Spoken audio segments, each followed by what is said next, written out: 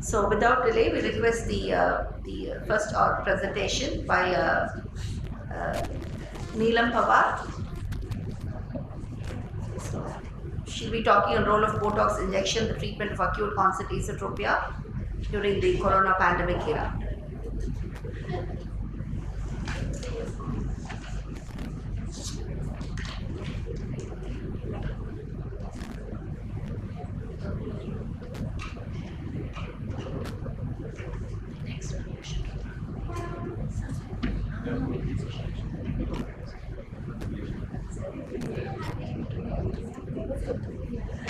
Good morning, everybody.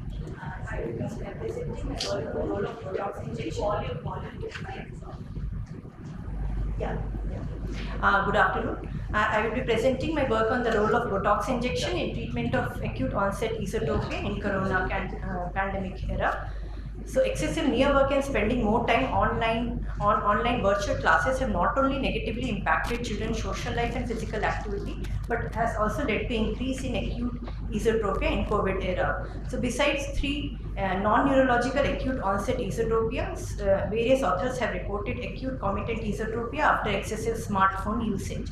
So the aim of the study was to study the effectiveness of Botox in patients with acute comitant esotropia due to excessive mobile and laptop usage in COVID era in pediatric population and adolescent.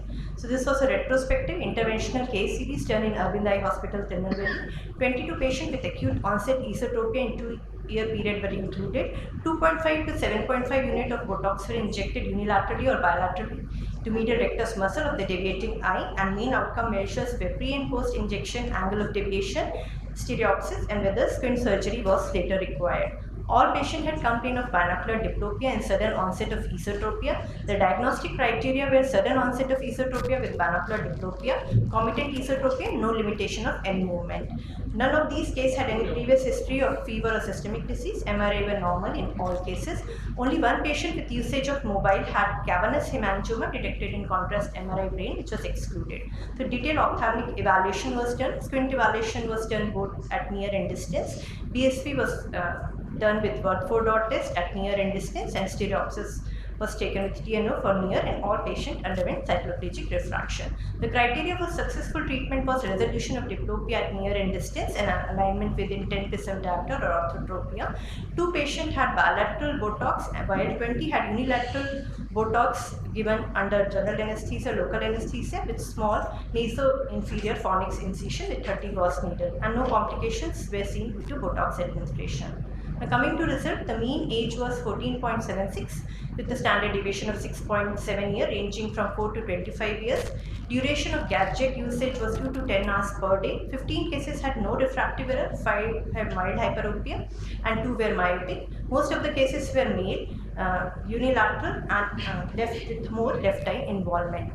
Pre and post Botox near angle of deviation and distance angle of deviation was significant on presentation and after 3 months. And all the patients had BCVA of median 6/6, and duration at presentation when they came to our hospital, it was 2.25 months before the onset of presentation and onset of symptom and presentation. So in follow-up, 18 patients had minimal esophoria at 1 month with improvement in stereopsis, and BSP was regained. 4 patients had residual esotropia, but after 3 months this 4 patient increased to 6 patients with increasing esotropia, and for these 6 patients, unilateral MR resection was done in 2 cases, and 4 patients underwent MR resection with LR resection, and 1 patient even after Botox and surgery needed 6 prism diameter base out Fresnel prism in both eyes.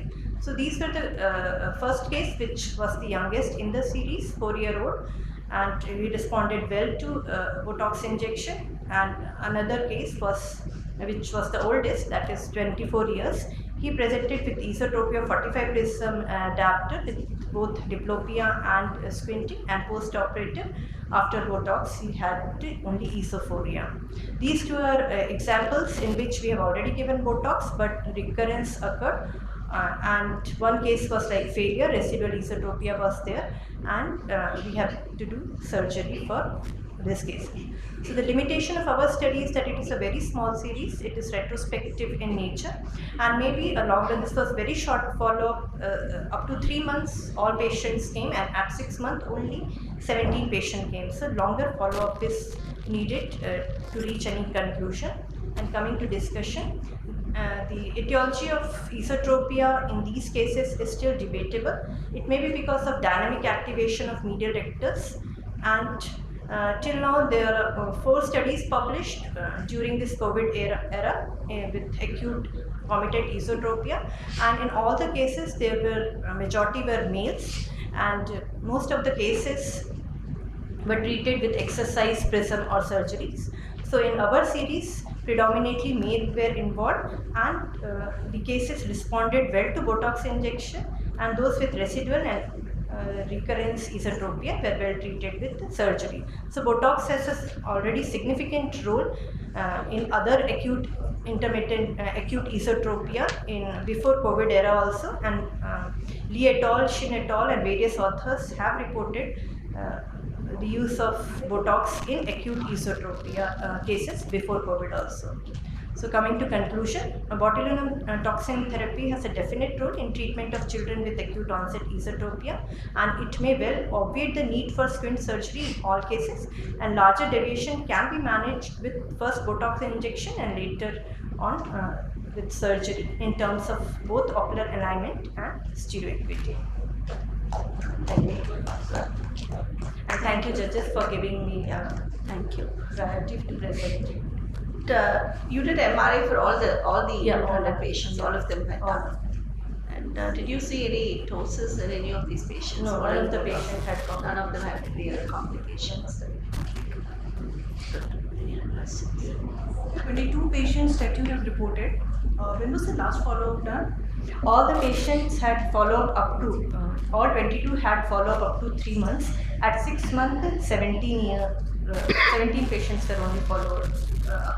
And last follow-up is still now we are following. Last follow-up is almost 1.5 years. So any case of recurrence that have been reported in the this So long-term follow-up cases, in 2 cases. Again, we are seeing just before coming here, I had operated on 1 case who had recurrence.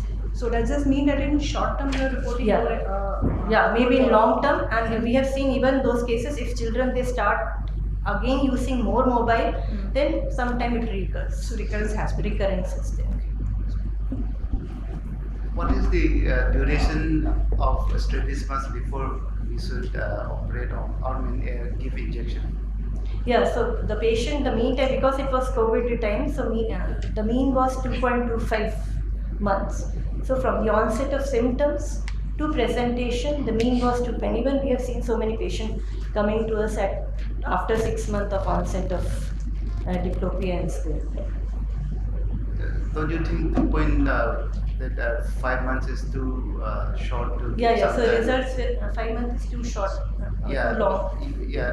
I mean too short before we give Botox injection. No, but whatever in case it is specific, if earlier we give the injection, the better are the result, better they regain the stereopsis and binocularity. If they go into constant phase of esotropia, then it is difficult for them to regain the binocularity. And that's why we are not approaching directly for surgery.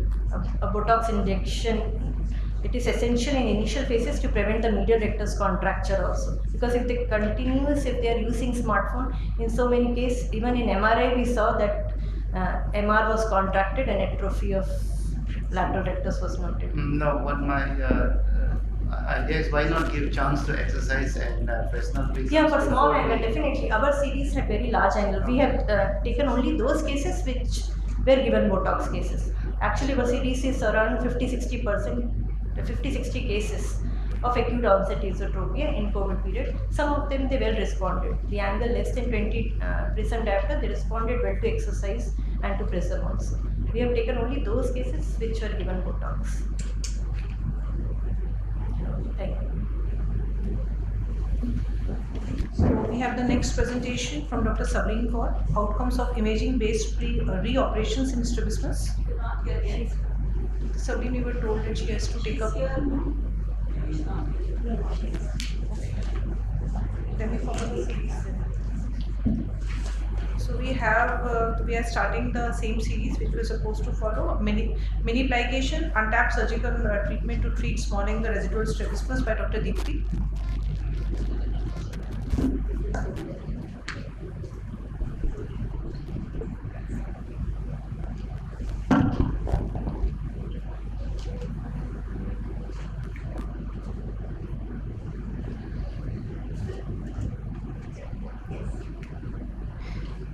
Good morning everyone. Presenting a paper on mini plication, untapped surgical treatment to treat small angle residual strabismus.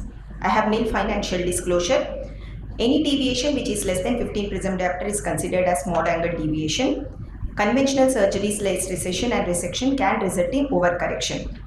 If it's small, why is it important? It can result in intractable diplopia in case of adults or amblyopia in case of children. Conventionally, it has been treated with prisms and procedures of weakening like tenotomy, marginal myotomies, re-recessions. Our aim was to evaluate the efficacy and the outcome of mini plication of rectus muscle as a treatment modality to correct small angle residual strabismus. We included 9 patients with post-surgical residual small angle strabismus who were symptomatic or amblyogenic and which were too small for conventional surgeries. Restrictive strabismus and patients with less than 6 months of follow-up post-surgery were excluded from the study. Apart from demographic details and visual acuity, the important history was presence or absence of diplopia pre- and post-operatively, strabismus measurements by accurate measures and stereo acuity, the previous surgical details including the muscles as well as the amount of recessions were included.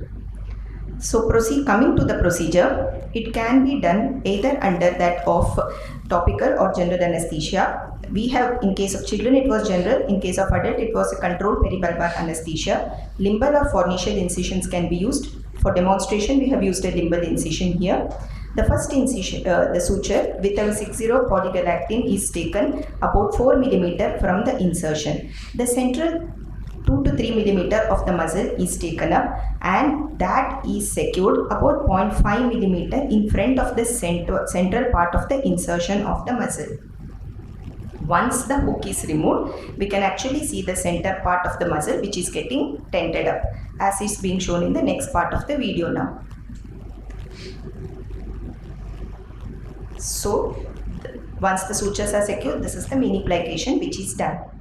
We have followed them up till 2 years post-operatively. The details at 6 months have been taken for descriptive statistical analysis. A p-value of less than 0.01 was considered as statistically significant.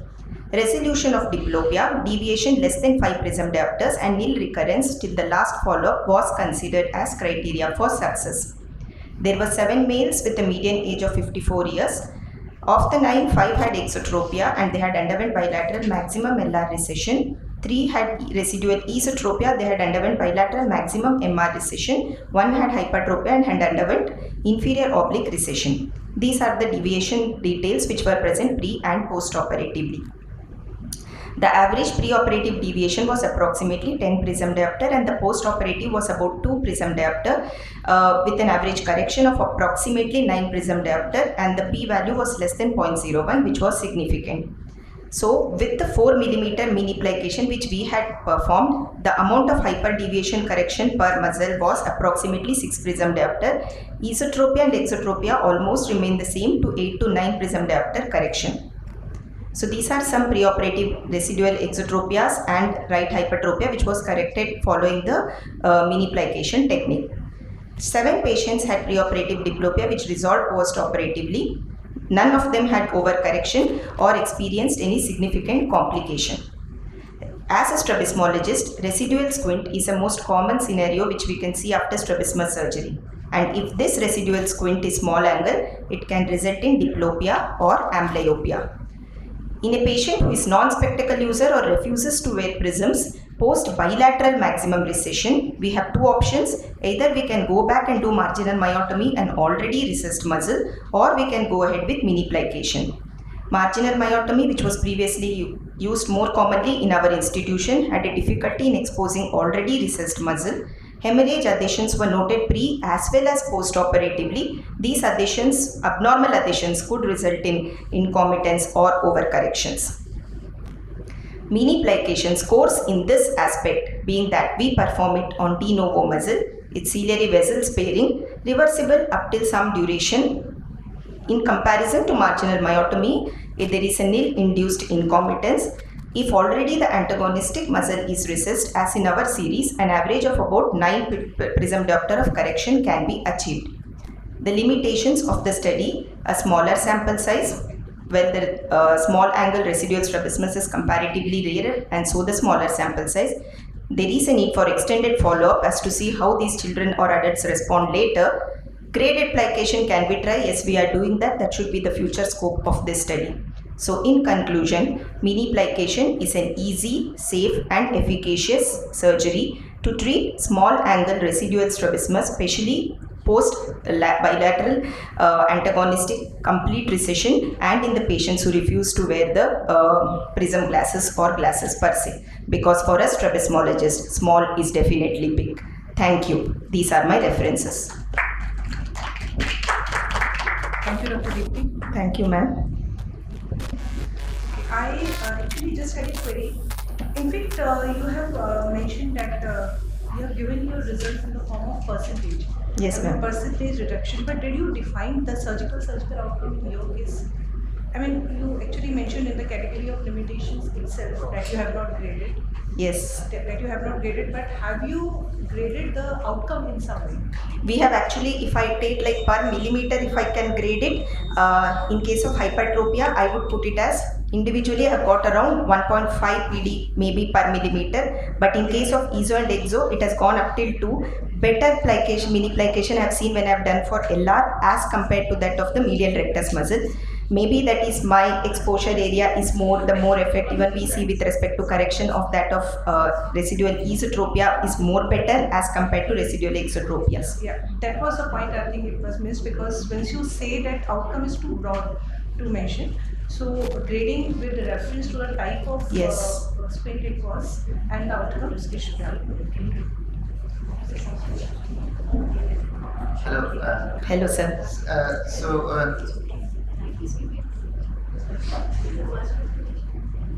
Did you try to titrate the amount of mini plication as according to the amount of deviation? Yes, sir. We are starting that. That's what I had written in my last slide. I'm trying to do the graded part now. Okay. Overall, for the pilot study, we started with 4 millimeter. Now, now that I know that each millimeter, how much it is going to correct after these 9-10 patients, I have an idea now. I think future we can. I have started gradation, but getting a small angle residual strabismus is really tough.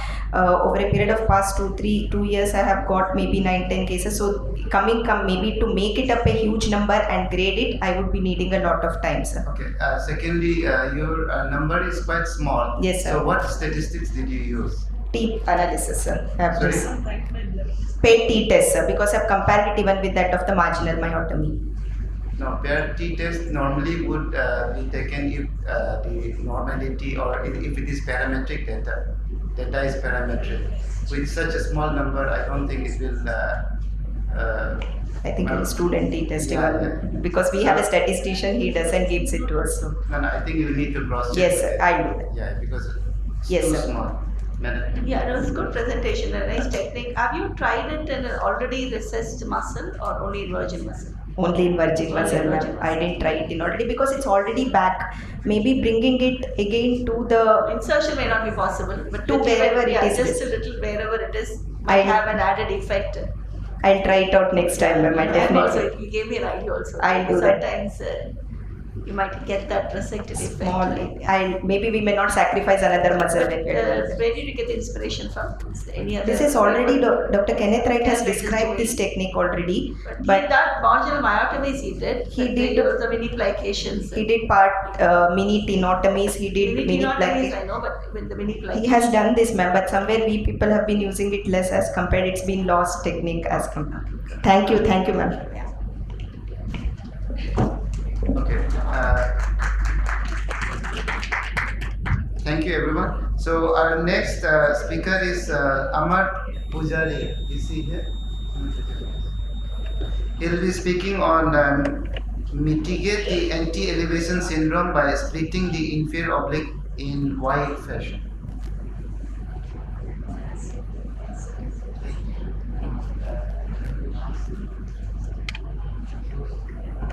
Good afternoon, everyone. So I will be basically speaking on how to mitigate the anti-elevation syndrome by splitting the infraoblique muscle in Y fashion. So I do not have any financial interest. So as you look into the procedures of infraoblique muscle, so we have Fink's procedure, Park's procedure, that is graded tissue of the infraoblique muscle. At the same time, we are going to make the anterior positioning of the infraoblique muscle. That is, we are going to bring it anterior to the inferior rectus muscle. Here you can see that we are going to grade it. We do either grade restriction, or in case of hypertrophy in the right eye or like unilateral hypertrophy, we are going to anterior position the infraoblique muscle just in front of the inferior rectus muscle. So, but the major limitation of this procedure is anti-elevation. So here, if you go through the research work of Stager senior, so you can see that these are the cadaveric studies where this is the inferior rectus muscle, that is the infraoblique muscle, and in the last diagram you can see that the white thing appearing is that is neurofibroscular bundle. So he said that basically the neurofibroscular bundle, which is going to be very taut, that is pulling the infraoblique muscle. That's how the eye is not getting rotated in the up gaze. So you can see that these are two of my patients operated, right one almost like 6 months back, and the second one after 3 years. You can see in the right eye that the globe is not rotating superiorly, and at the same time you can see that the lid is getting pulled upwards. So this is anti-elevation syndrome, which is most prominent according to Kushner in the abducted gaze, but it happens in the abducted gaze, primary gaze, as well as in adduction. I'll show some of the examples. So how to mitigate this one? So proposed solutions, people have done few techniques. So they say that like, don't take the infraoblique muscle too anterior to the inferior rectus muscle. That's how you can mitigate or minimize the anti-elevation syndrome. Or they say that don't spread it more laterally. That's how they say that it's not going to limit the elevation in abduction. Or some people say that just leave the posterior fibers. Posterior, Dr. Pradeep Sharma does modified ENN, but still we are going to suture the anterior fibers just in front of the inferior rectus muscle. But the thing is, like, still infraoblique muscle and positioning cause anti-elevation syndrome. So I came up with a new idea. Here we are going to split the infraoblique muscle. So we know that infraoblique muscle length is around 38 to 40 millimeter. So the neurofibroscular bundle attaches at 14 to 16 millimeter. So after like disinserting the infraoblique muscle, we are going to split the infraoblique muscle into two halves till up to 12 to 13 millimeter. That's it, because we are not going to cut the neurovascular bundle. So this is a technique. So this is how we are going to put the infraoblique muscle, and after like hooking the infraoblique muscle and disinserting, we are going to split into two halves. So we are going to hold using a sedative forcer, so that will minimize your bleeding. So after that, we are going to secure each end using 6-0 polyglactin suture. This is posterior end, which I am going to suture 6 mm behind the inferior rectus margin. So I am hooking the inferior rectus muscle there. So this is the posterior fibers, and anterior fibers I am going to suture 2 mm anterolaterally. So you can see that that is the lateral end of the inferior rectus muscle, and this is diagonally, not anteriorly, not laterally, it is anterolateral. So after that one, after suturing, you can see that these are the posterior fibers which are very much relaxed. So this is how, when you are going to rotate the globe with the up gaze, that's how the posterior fibers are relaxed, and that's how you can mitigate the anti-elevation syndrome. So I undertook this study in cases with unilateral +3 or overreaction, because they are going to have slight amount of hypertrophy in that particular eye. In +1, +2 overreaction, you may not get unilateral hypertrophy, but in +3 definitely. In +4 you are going to get more of extortion. So that's why you will do ANT in those cases. And remaining patients with +2, +1, I didn't take them. I am not willing to participate. I exclude those patients. So this is one patient. You can see that in the right eye there is a +3 infraoblique overreaction. I will show subsequently. But you can see that there is around 10 to 12% hypertrophy. So after surgery, first of all, hypertrophy got corrected. Second thing is elevation limitation. So there is not much of elevation limitation after surgery. You can see that in abduction the elevation is free, in abduction elevation is free, and you can see there is a +3 overaction in the right eye, and +3 overaction is nullified. So by Y splitting you can correct the hypertrophy, you can minimize the anti-elevation, and you can correct the +3 overaction also. So these are my 10 patient, initial 10 patient post-operative results. So you can see that I was able to correct up to 16 prisms of hypertrophy. You can see that one, net correction, and I was able to correct up to 10 prisms of extorsion. And whatever the +3 infraoblique overreaction was there, in some cases, out of 10 patients, 2 patients had +1 overreaction residual, but 8 patients had almost nullified this thing. Limitation is, I'm comparing this one, I published the first paper and comparing with the traditional, that is total anterior positioning this thing.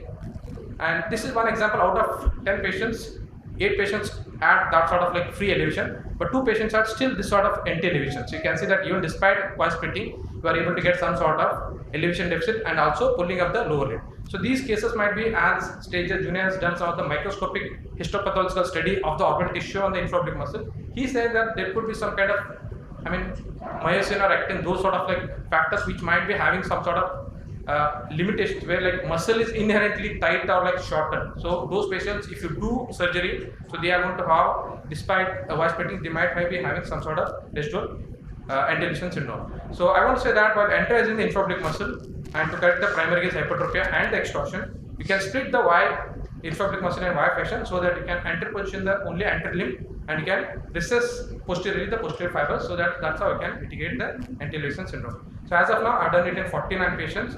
So around like 7 patients had this sort of limitation, but 14 patients had very encouraging primary gaze as well as elevation results. Thank you.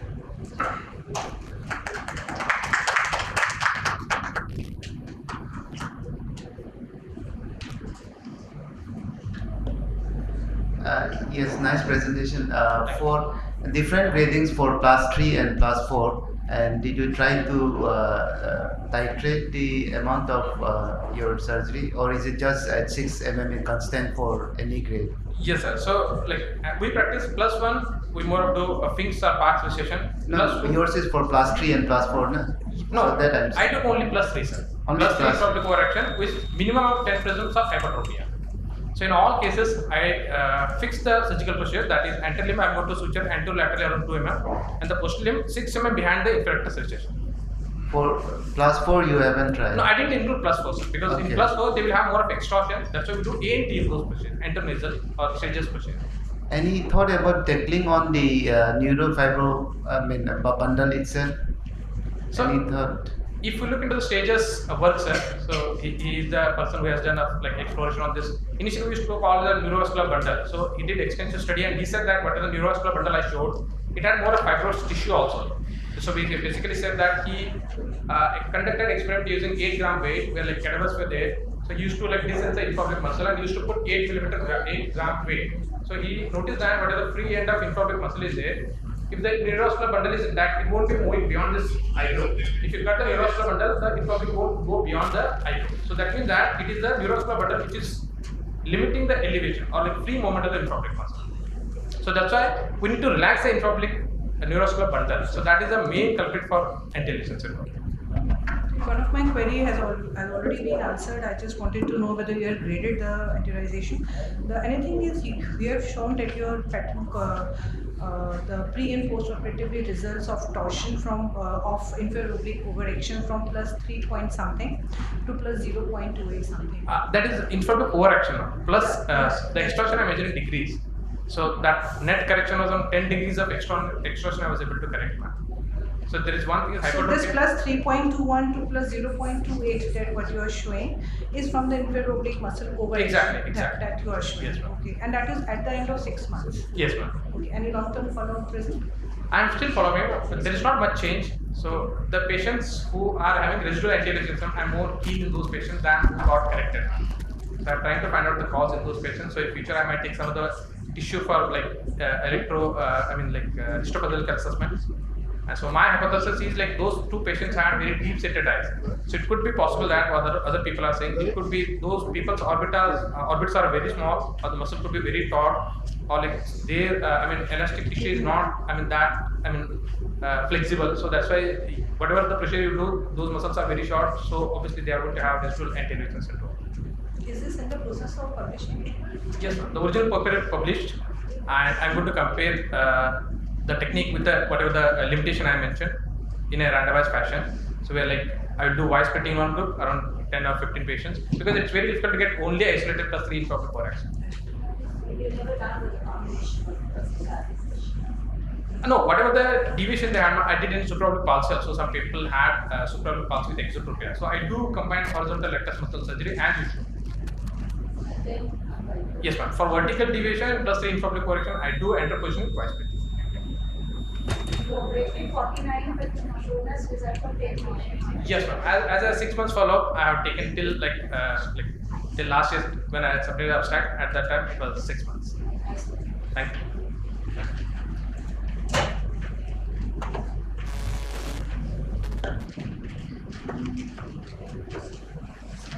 She's here. Sableen, is it to now you have one more session or we should do it? You're done now. We can call you by order, right? Okay, okay. Thank you, thank you. So now we call upon the next speaker, Dr. Singh. Wait some mistake here.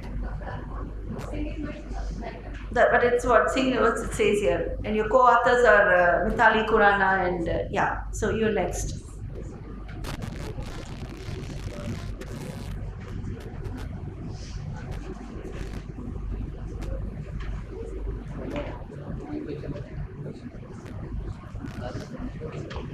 Good morning, everyone.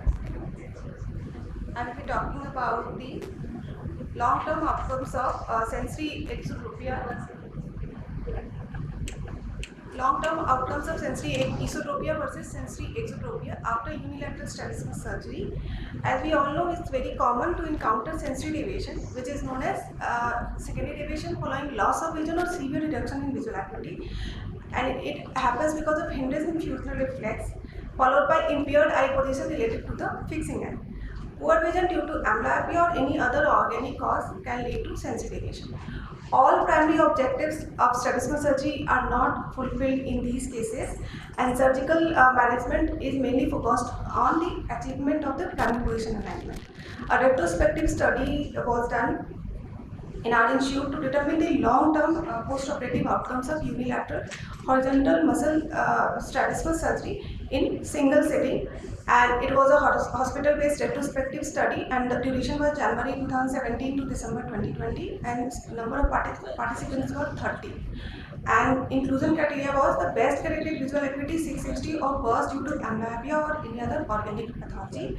And exclusion criteria was bilateral loss of vision, paralytic or restrictive strabismus, vertical strabismus, oblique muscle overaction, post-operative follow-up less than 24 months, or history of any previous strabismus surgery. Participants were selected according to the pre-treatment inclusion and exclusion criteria, and they were divided into two subgroups. Group A, which was of sensory esotropia, and Group B, which was of sensory exotropia. After taking informed consent, detailed ophthalmic examination was done, and the surgery was planned after doing the measuring the deviation and doing the force reduction test as per modified Parkes table. And all patient underwent recession resection procedures by limbal conjunctival approach only in the eye with poor vision, and the follow-up period was 24 months. The post-operative deviation less than 10 degrees diopter in primary position was the success definition criteria, and clinically significant post-operative dip was defined by difference of more than 5 pt deviation in conjugative post-operative alignment during 24 months of follow-up. The subgroups were further subdivided into various subgroups according to etiology, amblyopia and organic group. According to best corrected visual acuity, first subgroup was within less than equal to 660, and the second subgroup was 2 by 60 to 5 by 60, and the third subgroup was less than 1 by 60. According to the age, there were three subgroups: age less than 10 years, 11 to 20 years, and more than 20 years at the time of surgery. The mean preoperative deviation was 38.8 plus minus 10 in Group A, and that was 48 plus minus 5 in Group B. And the mean postoperative deviation at 24 months of follow-up was 3.6 and 10.87. The surgical outcome was achieved in all patients except one of Group B on the very first postoperative day, and the results were maintained till 12 months. But at 24 months, additional 6 patients fell into the surgically failed category, and all 6 or 7 patients were in Group B. So the statistical analysis was done, and the type of deviation, that is esotropia, has significantly better long-term outcome as compared to sensory exotropia, and the amount of preoperative deviation was not related to the final outcome, and the etiology, amblyopia being the underlying etiology, has better outcome as compared to non-amblyopia group or organic lesion group. Age at the time of the surgery was also significantly associated with the final outcome. Age less than 20 years had significantly better outcome as compared to more than 20 years. And visual acuity as presentation. Visual acuity less than 1 by 60 has a poorer outcome. So overall, after 24 months, 76.6 participants had favorable outcome. At the end of 24 months follow-up, the successful surgical outcome was achieved and determined by the sensory esotropia group, visual acuity better than 1/60, amblyopia patients, and age at the time of surgery less than 20 years. And there was non-significant correlation between pre-operative and post-operative deviation. So when we come to discussion, in view of low chance of regaining good alignment in these patients, variable outcomes have been achieved in the very other previous study. Morrow et al. Achieved only 15% success rate. McKinney et al. Achieved around 90% success rate, but the sample size was very small. And Odell et al. Reported overall 75.9% success rate as compared to our study in these patients. So in our study, the favorable factors for good outcome was, as we have already discussed, esotropia, visual acuity more than 1/60, amblyopia, and age at the time of surgery. So to conclude, good and stable primary position alignment is achievable in the patient with sensory deviation with single strabismus surgery in a single setting. But the counseling of the patient should be done regarding the final stable alignment, which can be achieved only after 24 months. Because in our study, the alignment was well maintained till 12 months, but the failure happened between 1 year to 24 months. So only after 24 months, because these patients have poor fusion and poor visual acuity, we cannot guarantee at 6 months of or 12 months of follow-up that this is your final. Patient can have recurrence, and the follow-up should be done at least for 2 years. The limitations are inadequate sample size for subgroup analysis and unequal distribution of participants in organic lesion. The exotropia group has 10 organic lesions, and the esotropia had only 3 patients of organic lesions. This could be the reason of our confounder for poor outcome. Thank you. Was there a difference between sensory ESO and EXO results? Sorry. Was there a difference in the outcome? Yes. Comparing the ESO and EXO? I don't know if you talked about it. Esotropia, sensory ESO. Yeah. With Was there? Yes, ma'am. Mean post-operative deviation was around 3 to 4% after in esotropia group after 24 months of follow-up, and it was more than 10, that is 10.87 after 2 months. And the 7 patient out of 15, 7 patient had failure after 2 years of follow-up in group B, that is sensory exotropia. Exotropia? Yes, sensory exotropia. You have considered age at the time of surgery as Yes, ma'am. variable, but have you considered age at the onset of squint? Ma'am, age of the onset of squint was also considered, but it was not correlation was not very significant. Since you have given your mean age is 20.87 years, what was the range? The mean age of patients? Ma'am, mean age of patients in both study group was we took more than 4 years to 20 years, 25 years. So, Or 1-2 patients had 40 years of age, but most of 90% patients were in this 4 to 25 years. 4 to 25 years of age, and the age at onset of squint you said was Had nothing to do with the outcome. During calculation of your surgical dosages, did you overcorrect Yes, sir. in exotropia? Yes, sir. We plan to overcorrect according to the past table. We modified a bit, and we plan for the final outcome should be within 5 days after of esotropia of primary position alignment. So in exotropia group, we planned overcorrection. In esotropia group, we did not plan for, because the desired outcome was not landing into ortho or exotropia. Okay, because the overcorrection was not mentioned. So none of the patients encountered overcorrection or any complication. No. I mean, sir, while planning the surgery, We have said that modified paths. because yes, Yes, sir. because in exo XT we know that Yes, they sir. tend We to. plan for more within 5 days after this. Not faculty over. Yes, ma'am. Yes, that's what. Are you still following those patients after 24 months? Yes, ma'am, we are still following. I have No two. addition in failures. Yes, ma'am. Failure, ma'am, they have limitation, ma'am. One patient has RD. We cannot plan a second surgery. We have to counsel them only, because he or she will never be planned for having RD one eye and squint surgery on the better eye or only seeing eye. Thank you, ma'am.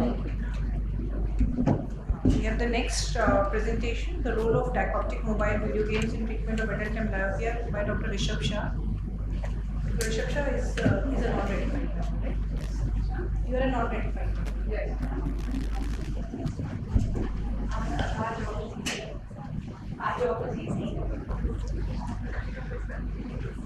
Good morning, ladies and gentlemen.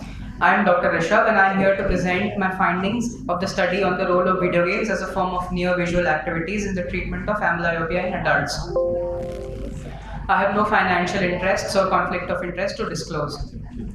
So as we all know that amblyopia is unilateral or bilateral diminution of vision caused by visual deprivation or abnormal binocular interaction. Traditionally, it has been believed that amblyopia is only treatable in a critical period of 4 to 12 years of age where neuroplasticity is retained. However, there is recent evidence that suggests that neuroplasticity is retained in adults as well. Traditional treatment modalities of amblyopia such as penalization and occlusion have poor binocular outcomes.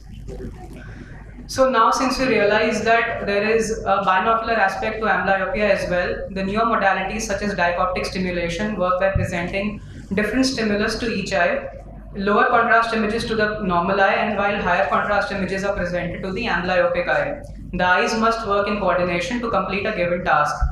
It is hypothesized that over a period of time, it will extend the contrast range over which binocular fusion can occur until it includes the images of the same contrast in each eye. So the objective of my study was to compare the outcome of supplemental mobile games exercises for 6 hours, supplemental mobile game exercises for 6 hours in addition to occlusion versus 6 hours of occlusion alone in treatment of adult amblyopia in terms of improvement in visual acuity and stereo acuity. It was a randomized controlled trial conducted over a period of 1 year. The inclusion criteria was mild to moderate unilateral amblyopia in adults ranging from 18 to 40 years of age. It was strabismic or anisometropic amblyopia. We excluded patients who had previous history of treatment of amblyopia, patients who had received any visual or orthoptic exercises currently, any known allergy to skin patches, or any history of previous surgery. So once patient meeting inclusion criteria were included in the study, consent was obtained, detailed history was recorded, and ophthalmic examination including visual acuity for distance, near, stereo acuity, and cycloplegic refraction was done. All the patients were prescribed spectacle correction for 4 weeks. Block randomization with sealed envelope was performed, and patients were randomized into 2 groups. Group A was the control group. They were prescribed patching for a period of 6 hours a day for 6 days a week for 12 weeks. This group consisted of 15 patients. And group B consisted of 15 patients again who were additionally prescribed video game play for 2-hour weekly sessions for 12 weeks, in addition to occlusion. The video game that we used in this study was a game of stereo blocks, which is a game of Tetris. It was played by sliding fingers on the screen. The patient was made to wear red-green glasses, and the brightness and saturation of the object and the background was adjusted so that the color is visible to only one eye and invisible to the other eye. We followed up the patients for 1st, 4th, 8th and 12th week of exposure, and on each visit we recorded visual acuity for distance and near, stereo acuity, any side effects of patching such as irritation, diplopia or occlusion amblyopia. A p-value of less than 0.5 was considered significant. So this chart displays the demographic characteristics of the population of the study. At the baseline, both the groups were indistinguishable from each other in terms of mean age, the sex ratio, laterality, the cause of strabismus. So on follow-up, the visual acuity in the this is the chart representing the follow-up of visual acuity in the amblyopic eye.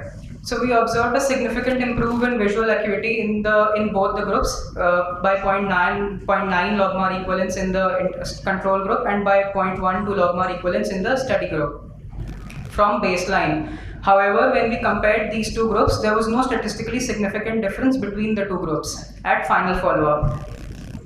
Similarly, we also observed a significant improvement from baseline to 12th week in both the groups in terms of near visual acuity. However, on comparison between the 2 groups, there was no statistically significant improvement on Mann-Whitney U test. We did not observe any improvement in either of the groups from baseline to 12 weeks in terms of stereo acuity. We did not observe any adverse effects of occlusion or video game play during the course of our study. So in conclusion, we concluded that amblyopia can be effectively treated in adults who are beyond the critical period of 4 to 12 years of age. We did not observe any improvement in stereo acuity. Since dioptic video games were the only intervention with possible binocular implications, we concluded that they were not effective in adults amblyopes in the dosage that we prescribed in the study, and any improvement in visual acuity that was observed was only due to occlusion. We also observed that any improvement that occurred during the course of our study was observed only during the first 4 weeks for the distance visual acuity and near visual acuity in the first 1 week. Therefore, the maximum effect of occlusion occurs in the initial period of patching. Thank you. These are my references.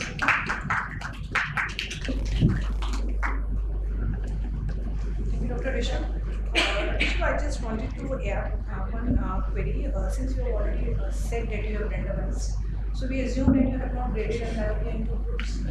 No. But did you analyze the outcome with respect to the pre-intervention development? Yes, ma'am. So my inclusion criteria itself was graded. I had only included mild to moderate amblyopes in my study. Severe amblyopes were excluded from the study. So that is one method of grading. Although, however, I did not do a sub-classification between these mild and moderate amblyopes.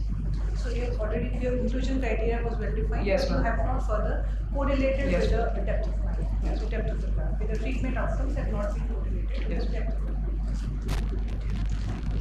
What was the time period of your occlusion therapy that you had? And 12 weeks. 12 weeks was the follow-up. But yes. Daily for how many hours? 6 hours a day for 6 days a week for all the patients. Thank you. Next is this one. Next is Dr. Soumya R.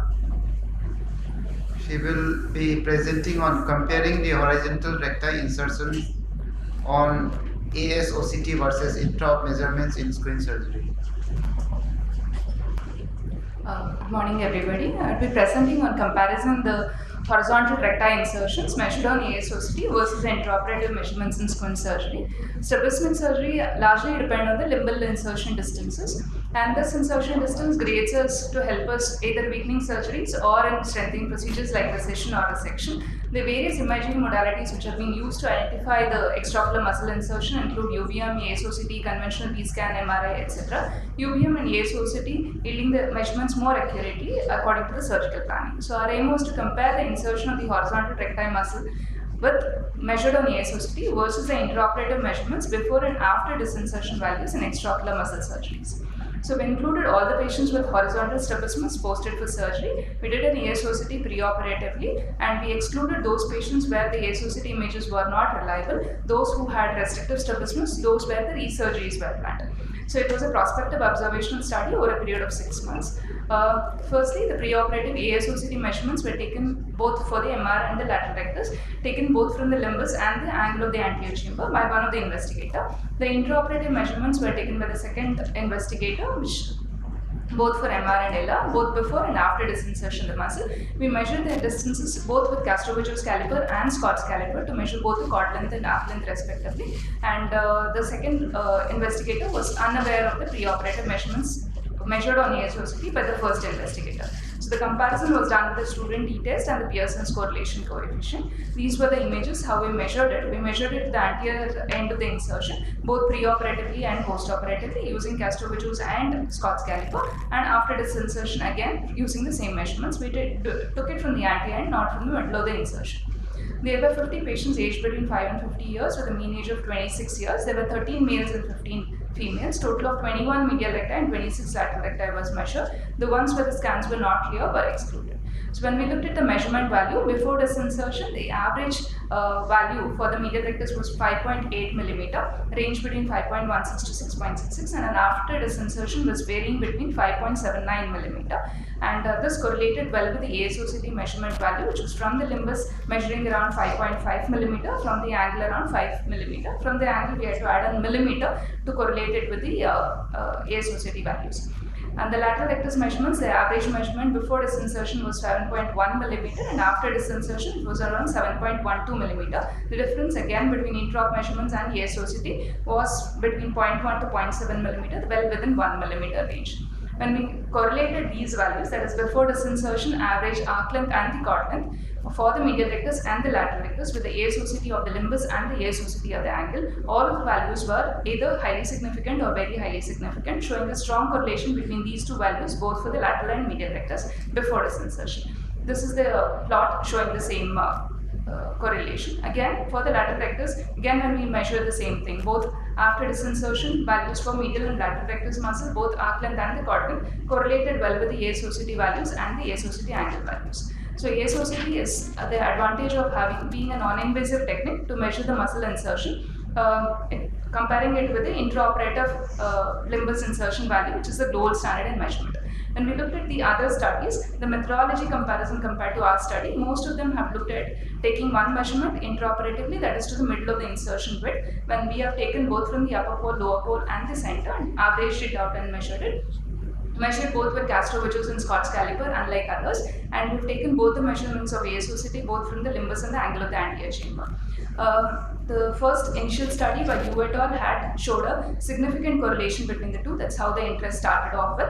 And Go et al. Included both primary surgeries and re-surgeries and showed a good correlation. The recent study by Elizabeth et al. Showed around 88% of them were within the predefined levels between the two methods. And the largest study with 144 muscles showed around 77% of the patients had 1 millimeter intraoperative measurements when looked at the ASOCT. However, the primary surgery showed a good correlation compared to a reoperative surgery. So our study again showed a significant correlation for both horizontal recti, and difference was within 1 millimeter. A recent meta-analysis had showed nearly 95% success rate with extraocular muscle insertion with no previous operations, with a good inter and inter-examiner reproducibility. When we looked at the Pearson's correlation coefficient of various studies, it varied between 0.774 to 0.729. When they looked at the combined values, it was around 0.875. Our study showed somewhere between 0.6 to 0.9, varying for a before disinsertion and after disinsertion, and for medial rectus and lateral rectus. So the correlation coefficient was highly significant in our study, both for medial rectus and lateral rectus, and correlating well with the ASOCT measurements both from the limbus and the anterior chamber angle.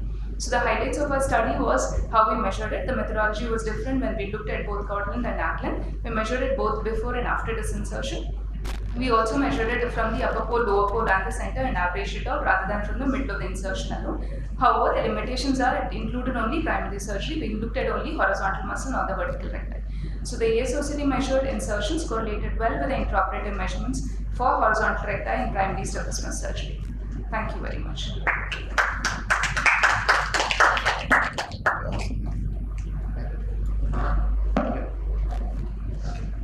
Nice presentation. Yeah, I have a few doubts. Like limbus is not a very clear-cut thin line. So where exactly, because it will differ from one patient to another during intra. So how did you make a common reference point? You're talking about the upper pole and lower pole measurement, which would vary with the curvature of the limbus, or the limbus itself being variable.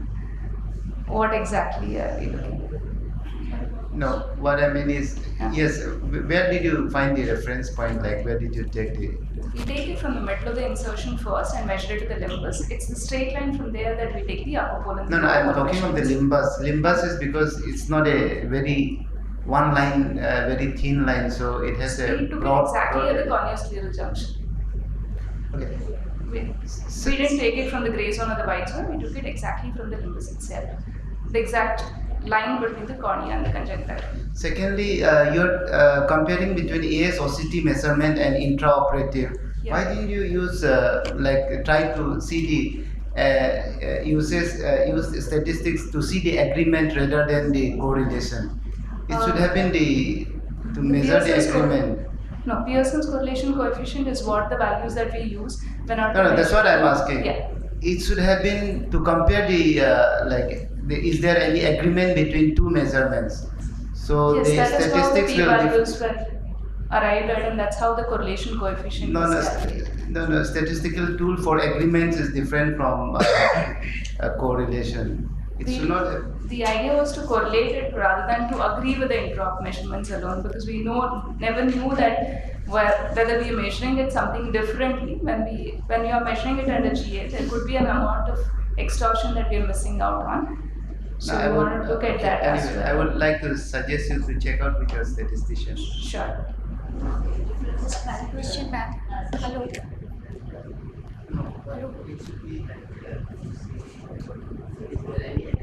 What would be the practical application of your study? This is primarily done to understand that we are measuring it exactly. So in re-surgeries, that would be really helpful when you have to re-operate and you don't know the previous measurements. I just wanted to ask you one question, though it's not a part of your study. But did you find any difference when you measured with the spuler and with the testosterone? Yes. Because testosterone will give you only the Cord length, yes, we did find a difference. That's why if you actually looked at the details of it, the arc length that we have measured is slightly higher compared to the cord length measurements. We did find a change there. Thank you.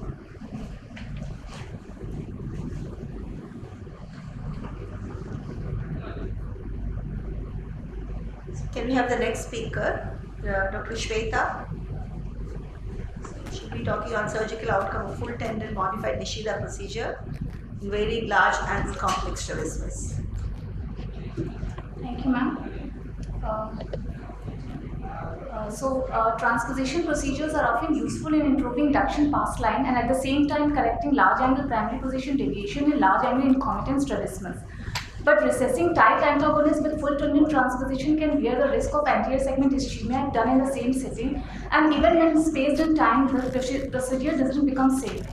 So the partial tendon procedure, transposition and modified Nishida are safer alternatives, but the efficacy remains low.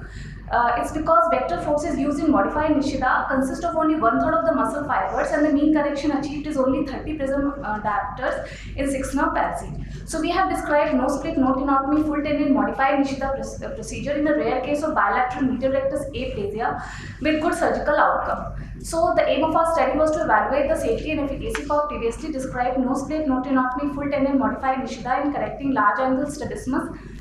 The medical records of the various complex strabismus were retrospectively reviewed, and the patients who underwent this procedure with follow-up of at least 6 months were included. Informed consent was taken, records of complete orthoptic workup was noted, reductions were recorded on a scale of 0 to -4. Pre-op and post-op deviation were compared using Wilcoxon sign parameters, and p-value less than 0.01 was statistically significant.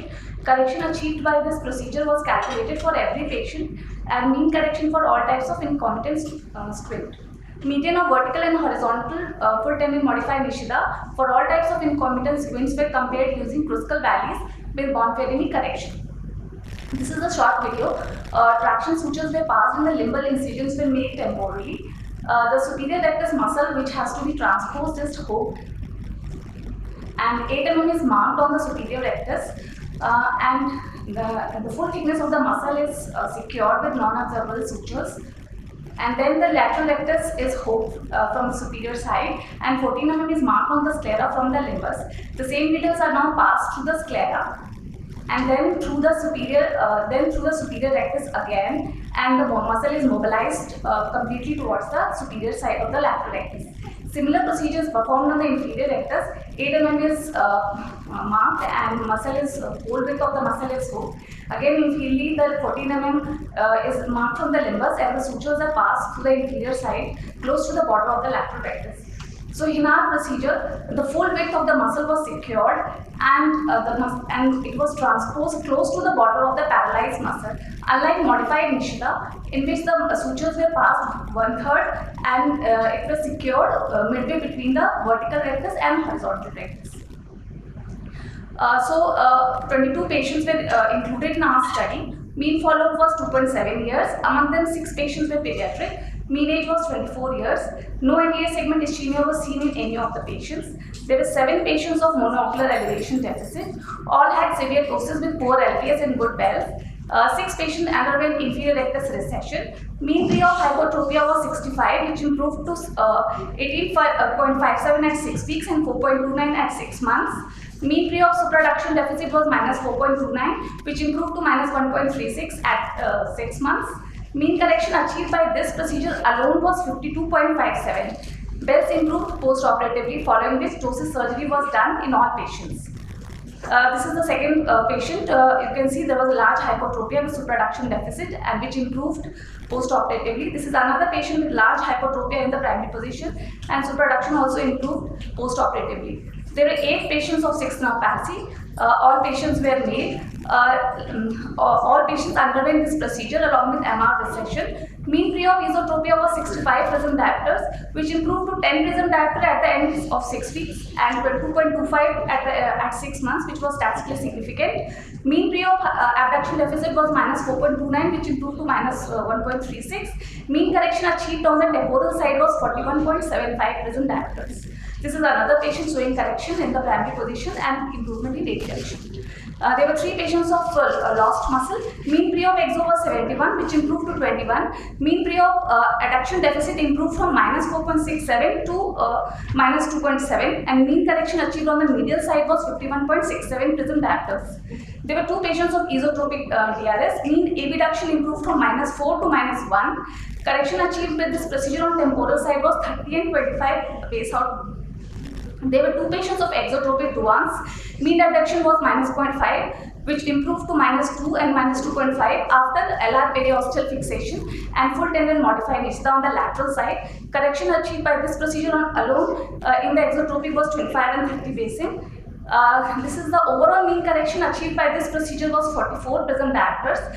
Vertical correction achieved by horizontal muscles was 53 and horizontal correction achieved by vertical muscles was around 40 prism diopters. Lower correction was achieved in the restrictive pathologies. Overall p-value for full tendon modified niche correction among all types of incompetence squint was statistically significant. Applying Bonferroni correction for multiple comparison, the adjusted p-value for every comparison was not statistically significant. So to conclude, it is a safe and effective procedure in correction of large angle incompetence strabismus and improving ductions when done in combination with ipsilateral antagonist recession. Without monotony, this technique displaces the full thickness pulleys of the bellies and hence the muscle center in the direction of the transverse side, which is close to the border of the paralyzed muscle, resulting in greater tonic force. Thank you. Thank you. You did not see any anterior segment ischemia? No. We are doing a separate study on this. We are doing an ICG also to see what amount of anterior segment supply is compromised, but in all 22 patients we have not. What, did they have any systemic diabetes or anything like No. that? None of them All were the young diabetic. patients.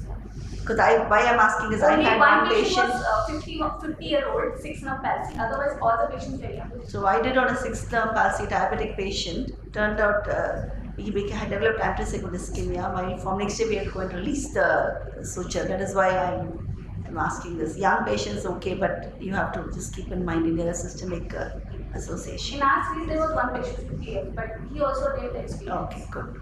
Thank you. Are you describing any unexpected outcomes or any post-operative complications? In one of the exotropic Duans patient, we received a little bit of overcorrection, but that again corrected after a period of 6 months. Have you ever thought of trying to grade? Any scope of grading is there in this type of surgeries?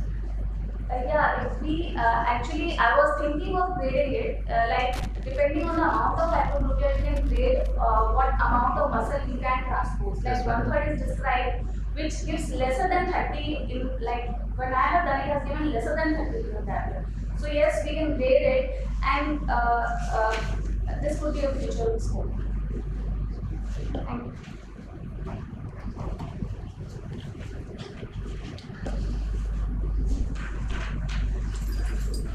Our next talk is by Dr. Divya Shenoy.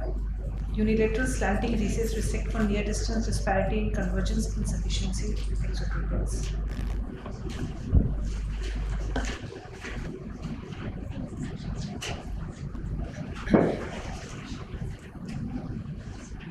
Good afternoon, everybody. So my topic is that I'm going to present about the unilateral slanting recess reset for convergence insufficiency exotropia and the results on the near distance disparity. The study was done in Urban Eye Hospital, Madurai. So according to Kushner's classification, true convergence insufficiency exotropia is a near deviation more than distance deviation by 10 PD after a post-patch test. Usually the convergence insufficiency is managed with orthoptic exercises, but for a larger deviation we have to go for a surgical management. So the across literature, there are various techniques described for near-distance disparity. There is bilateral slanted lateral rectus recessions, bilateral slanted medial rectus resections, augmented LR recessions, and unilateral RNR, where the recession is based for distance and the resection is based for near measurements. Now the issues that we come across the management of IXTR, if you do the LR recession for based on near correction will lead in overcorrections, and for distance lead in undercorrections. MR resection usually causes post-op overcorrection for distance, and there's always a risk of recurrence in cases of IXT. So we did a retrospective analysis of data of the patients who underwent surgery between Jan 2019 to Jan 2022. We included all patients who had undergone, all patients with convergence insufficiency XT with near distance disparity of more than 10 PD after a patch test, who underwent unilateral slanted RNR, excluded cases with near distance disparity of less than 10 PD, any A or V patterns, vertical deviations more than 5 PD, the patient had amblyopia, nystagmus, or any history of previous strabismus surgery.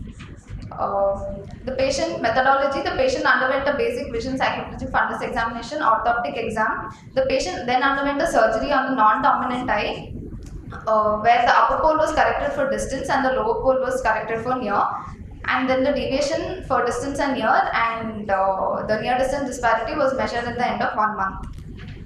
So the surgical technique was for medial rectus resection. The sutures were passed obliquely, and the resected, the muscles were cut obliquely and sutured back to the original insertion. For slanted LR recession, the upper pole again was corrected for distance and lower pole was recessed further, as shown in the figure. Good outcome was defined as if the distance deviation is less than 10 PD of XT or XP or less than 10 PD of esotropia or esophoria. Post-operative deviation near distance disparity collapse of less than 10 PD.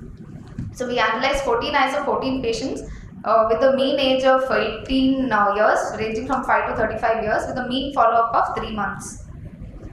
So we had a significant, we did a statistical analysis, and there was a significant reduction in the distance and near deviation, and a significant reduction in near distance disparity from 12.14 pre-op to 3.14 post-op. The near distance disparity of less than 10 PD was maintained at 80% at the end of 1 month and 64% at the last follow-up. The near distance collapse of per mm of slant was 3.64 mm. There was a weak correlation between the amount of slant and the near distance disparity collapse that was seen clinically, but it was not statistically proven. So the of late we have come across the compartmentalization of extraocular muscle, based on which the principle is based. So the compartmentalization is seen maximum for lateral rectus and medial rectus. The nerve for LR bifurcates into superior and inferior division and supplies the muscle, and there is no overlap between the superior and the inferior segments. So when So orbital imaging data also corresponds to this and shows that there is an increased volume of the lower fibers in the horizontal muscles during the down gaze. During the extraocular movements, there is asymmetric contraction of superior and inferior compartment in the medial rectus during convergence and divergence, and lateral rectus, they say there is symmetric relaxation or contraction during convergence and divergence respectively.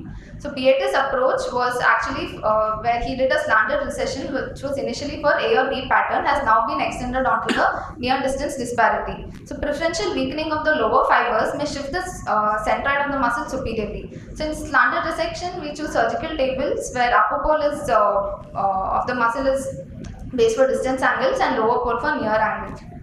So we compared our study with similar other studies. All the other studies where they say that they claim that their procedure is effective in collapsing the near distance disparity, and they have a success rate ranging from 18 to 60%. Two studies show that the near distance disparity collapse per mm of slant ranges from 4.6 to 8.7 PD, and our study showed the collapse, the measurement as 3.64 mm per mm of slant. which is slightly lesser probably because of the smaller sample size and the smaller amount of slant. We did not have any late overcorrection. There was no postoperative pattern probably because we did not have a preoperative pattern. There was no torsion or diplopia at the end of 4 weeks. So limitations to our study, it was a small sample size, shorter follow-up duration. We did not have a control group to compare the procedure with the bilateral medial rectus resection or any of the bilateral slanted LR recessions. AC by measurement was not checked in all patients, could be the cause of poor outcome or recurrence in some of the patients. So to conclude, we present the initial results of unilateral slanted RNR, which is safe and reproducible in collapsing the near distance disparity, and obviously we need a larger study and further larger amount of slant to compare it with the other studies. Thank you, Dr. Divya.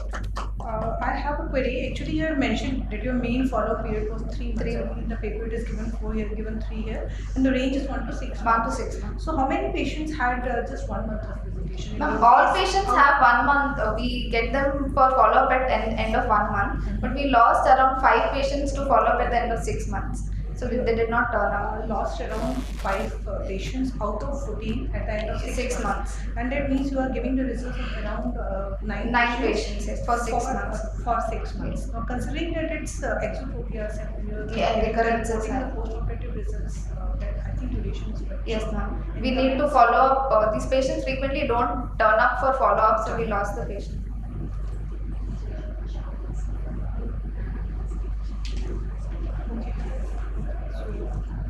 Thank you.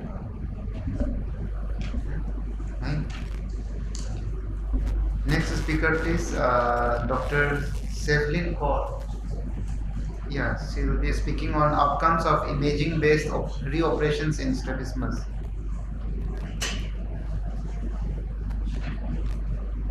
Thank you very much. I will be using the term AIOC for anterior segment optical coherence tomography. So we need a precise measurement of extraocular muscle insertion because it's the key to surgical decision making in strabismus. But for primary surgeries, we often do not require knowing the insertions, and it is primarily of value in reoperations only. Reoperations being reportedly needed in 20 to 40% patients undergoing strabismus surgery. Soumya made my work easier because she already talked about AIOC because it's a less invasive and a quicker technology as compared to the CT and the MRI and as well as the UBM. And the accuracy in primary muscle surgeries of the AIOC is very high. It goes to the extent of 90%. But reports in strabismus reoperations are only a handful. So we wanted to assess the role and the precision of the AIOC preoperatively, strabismus reoperations alone, and compare it with gold standard caliper measurements. It was a prospective case series done at the Advanced Eye Center over a period of 3 years, where we recruited patients aged 6 to 60, patients who had a bad AIOC scan and who could not cooperate, or patients with nystagmus and surface abnormalities precluding a good scan were excluded. All patients underwent a detailed ophthalmic examination, the motor and sensory. The plan of surgery was made on old photographs, on the history and the clinical examinations, since all of these were reoperations.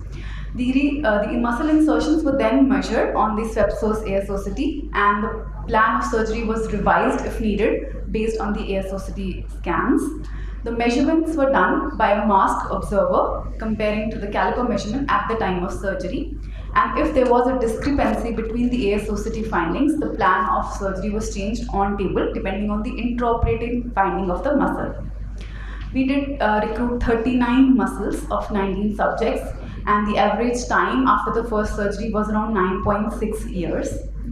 We mostly had exotropias, most important being the consecutive exotropia group, and we imaged both lateral and medial rectus equally, including a inferior rectus in trauma as well. The AIOC was used to measure the site, the location, and the morphology of the muscle in cases of strabismus reoperation. As you can see, the normal ASOCT scans on the right is the normal muscle looks like a hyporeflective band, which can be measured from the angle. We don't usually use these limbus on the ASOCT because, as the previous chairperson had said, that it's a very broad zone. So we use the angle, which gives us a consistent measurements on the ASOCT. In cases of reoperations, we found some signs indicating that the muscle was operated when it was not at where it was supposed to be, when the sclera overlying it was undulating, when there was multiple irregular hyporeflectivities which were not linear and continuous. The outer coat thickness also gave us a clue of a reoperation. Overlying cyst on the muscles also told us that it might be a resurgery. And when we failed to localize the muscle, we also considered it as a sign of reoperation. When we compared it to our clinical examination, we could tell in 73.6% based on the conjunctival scars that which I was operated, but ASOC told us in 100%. Which muscle was operated was revealed only in about half, and the ASOC's accuracy went up to 99.9. On the clinical exam, there is no way to tell us whether muscles have been recessed or resected or shifted, but on the ASOC we could get this information. Just an example of a patient of consecutive exotropia. You can see that when we image the right eye, the lateral rectus appears normal and the medial rectus could not be found. And the left eye medial rectus could be seen, but the undulating sclera overlying it told us that it was a reoperation and the lateral rectus was normal. So we knew that the patient had underwent a bilateral medial rectus recession, but we advanced only one eye's medial rectus because that's what we could see on the ASOCT, and giving the advantage of an untouched lateral rectus compared to the intraoperative findings, and got a good outcome. Another example, as you can, I'm not sure if you can see a blue sclera here, so you see that it is thinning, which we could appreciate on the ASOCT, giving this patchy hyporeflectivity. So we made a scar or an incision beyond this thinness of the sclera, and we could appreciate the fibrosis as well on the ASOCT. We can also look at stretch scars. In 3 patients, we could appreciate stretch scars as hyporeflectivities or in front of the muscle and as a band continuing to the original insertion of the muscle. We often change the modality, switching on to larger to scans which went up to larger distances. Global scans is an option in Swepso's ASOCT, and we scan the whole breadth of the muscle from the anterior to posterior extent, knowing whether the muscle was shifted or not. So we could find out 3 shifts that the previous surgeon had done of the horizontal muscles. We correlated these findings with the intraoperative measurements, and we found that in 7 patients, after looking at the ASOCT scans, the surgeon actually changed their plan, so 42%, and the accuracy was within 1 mm in 92.3%. The correlation coefficient was 0.8, and the difference between the 2 readings was around 1.04. There was around 40% patients where the muscle was beyond the 10 mm. Beyond 10 mm. The overall success was seen in 17 out of 19, and there were larger errors when we imaged the medial rectus. So there are a lot of difficulties in strabismus reoperations where I think ASOCT comes really handy. The surgical dosages depend on an assumed location in a country like ours where there is no electronic medical record system in a lot of places. You might know the surgical plan beforehand also, but you expect muscle creeps and scars that have happened over time. And so imaging can help identify the muscle insertions from the limbus. ASOCT can be helpful in cases where there are no records, where the motility is full. On clinical examination, you do not know what surgery was done, and sometimes stretch scars can be found out, which are unexplained causes of residual or consecutive strabismus. When we look at the data that is published, So to conclude, it delineates the insertion to sclera very accurately. Additional morphological characteristics of our study are also defined, which help us in refining our surgical plan. Thank you. Okay. Because of lack of time, we will be proceeding with the other. I thought she showed 5 minutes more. Okay, for us. I'm sorry. Thank you. Thank you. Call on the last speaker of the day. Please come.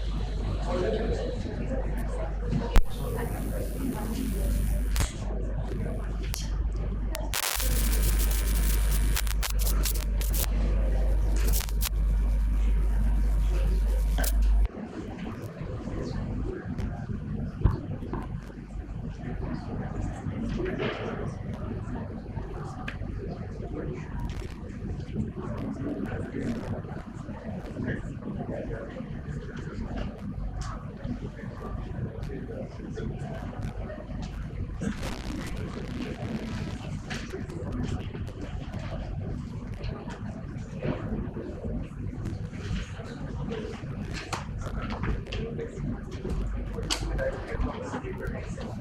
afternoon. I will be presenting my second topic, that is evaluation of true muscle transplant versus lateral rectus muscle hang back decision in extra large angle exotropia. It was a randomized comparative clinical trial. So what is extra large angle exotropia? So less than 30 prism we call it a small angle exotropia. Between 30 to 60 we call it a large angle, and I am speaking here anything more than 60 prism as an extra large angle exotropia. So how to manage these cases?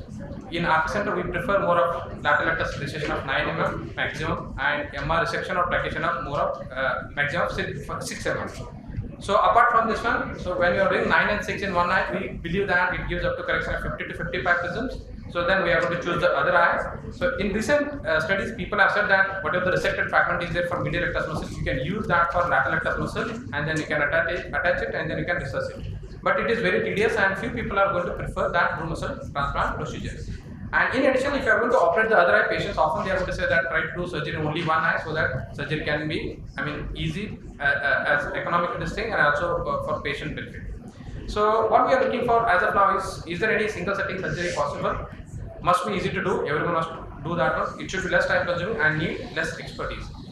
So instead of true muscle transplant, so can you use a suture? Because ultimately when you are transplanting the muscle, it is not giving any vessels to the lateral rectus muscle. It is going to act as a fibrous bridge, or it's going to act as a spacer to the lateral rectus muscle. That's how it relieves the extra innervation to the lateral rectus muscle. So instead of using the transplanted segment, can we use the vital suture? Because in third nerve also we do up to 21 or 25 mm lateral rectus recession. After recessing at 12 mm on the sclera, we do around 10 or 12 mm hand back recession. So it's not going to lose the muscle, it is going to keep the muscle on the sclera, but the vital is going to act as a nidus where like fibrous tissue can grow and it can change the innervation along the lateral rectus muscle. So I just want to compare the lateral rectus muscle recession, which is hand back recession, along with, in comparison the true muscle transplant. So I took ethical clearance for this study, and I registered this clinical for CTRI. So after that I divided 20 patients who are having more than 60 prism deviation of exotropia, and I divided these patients, I assigned these patients into group 1 and group 2 using a computer drawn random number table. So in group 1, patients underwent a graded resection between 5.5 to 7.5 mm from deviation from 60 to 90 prisms, that is 70 prism, 80 prism and 90 prism. So after that I am going to use the transplant resector segment, and I am going to suture it to the lateral free end of the lateral rectus muscle. Then I am going to recess the lateral rectus muscle. In group 2, I resected the medial rectus muscle, but I didn't use this one. After doing the medial rectus muscle surgery, I disinserted the LR muscle, and I am going to suture that. Here in the first above image you can see that this is the free end of the lateral rectus muscle. So whatever the resector segment I am using, that I am going to suture to the lateral and free end of the lateral rectus muscle. Then I am going to pass another fresh suture. Then I am going to suture it to the sclera.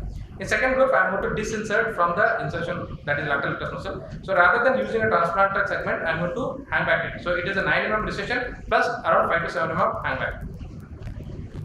So this is a CTR ethical clearance this thing. So at the end of 3 months, so I have done till 9 months follow up till now. So this 10 patients. So as patient sample size were less, so I used non-parametric test using SPSS software 24 version, and using Mann Whitney U test, I tried to compare the significance between these two groups. So you can see that the age is comparable, and the pre-up deviation is around 87 or 85 prisms in both the groups, and I was able to correct up to 81 or 81 prisms. So around like 6 to 7 prism was residual, deviation was imminent.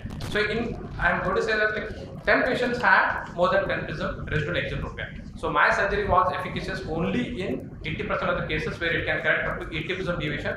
So 2 patients in each group had more than 10 to 15 prism deviation because they had more than 90 prisms. I'll show some of the examples. So this is a mean resector segment in each group and the effective length, because once you are going to resect and you are going to use it for transplant, it's going to contract in length because of cheese wiring and extra suturing technique. So these are the first group patient. You can see that in transplant the reflex is falling on the limbus. It is approximately 45 degrees, and you can say at the end of like 1 month, so there is a residual congestion is there, and patient is orthophoric. In the group 2, where I did hang back resection, you can see again the deviation is somewhere around 90 prisms.